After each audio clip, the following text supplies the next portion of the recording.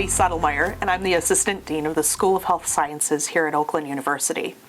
And while I'm employed at Oakland University, it's been really important to me to learn some skills that help the Sky Foundation. And that's namely that I got my PhD in educational leadership. And in that degree program, I got the tools necessary to understand how to conduct research and work with grants. And so I've used those to help the foundation and award money to the scientists that apply for funding. I actually play two roles at Sky Foundation.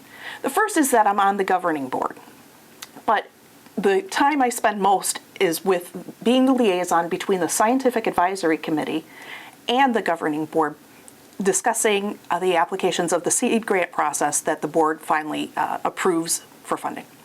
My grandfather passed away at the age of 79, and my father passed away at the age of 64. And in both cases, they had a 10-year precursor of diabetes.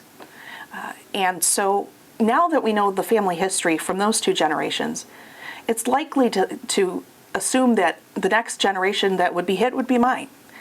And so I've taken the opportunity and the offers from Sky Foundation to contribute towards the science and towards the education for pancreas cancers, to move the ball down the field in terms of development and better outcomes.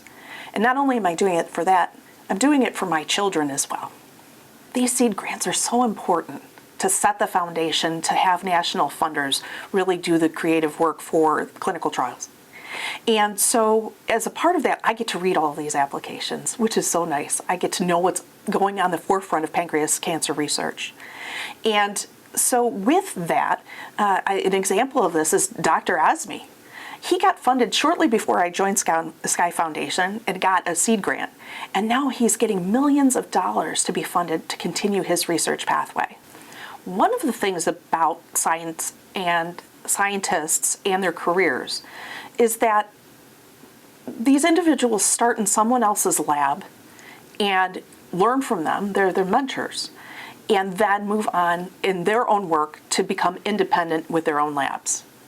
Now, that's important because this is the first exposure to how to get funded. But what's been nice, particularly recently, is because the outcomes for survival have started to ratchet up. These newer generation of researchers are really excited about what they can do new and different, rather than just a version of the same line of research that has happened before. And the Scientific Advisory Committee, they consist of bedside physicians as well as surgeons, as well as the actual research scientists themselves.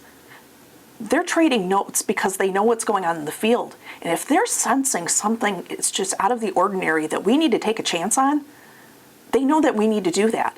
And so it's worth that risk to fund that study to see if that's going to grow and get better outcomes, even more so than we've had recently.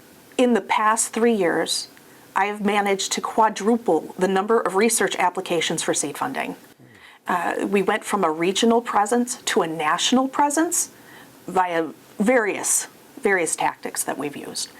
And so from here on, there's a couple of things that I'd like to do. I'd like to find better ways to continue on that path, expand the piece of information that Sky is really doing the cutting edge work.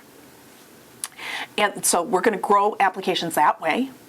While we've been talking about funding the scientific research, and that's really, really important, if I'm given a blank check, I'm investing in more robust ways to get education out to the public about early detection, genetic testing and its use and how it can contribute, how to advocate for oneself, what the symptoms are of pancreas cancers.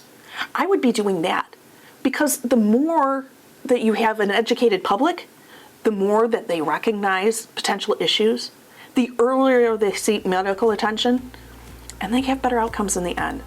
So from my lens, it's an educational lens.